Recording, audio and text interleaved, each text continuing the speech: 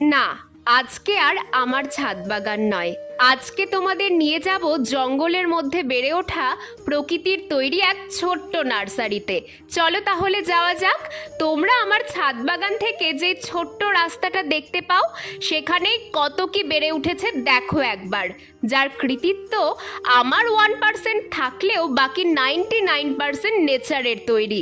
দূর থেকে দেখলে এটা শুধুই জঙ্গল মনে হবে, কিন্তু ভেতরে গেলে খাজানা। কত রকমের নয়নতারা কোনো রকম যত্ন ছাড়াই বেড়ে উঠেছে এখানে। আর আমি সবচেয়ে বেশি খুশি হয়েছি এটা দেখে যে এখানে রজনীগন্ধা গাছও একা একাই হয়ে গেছে।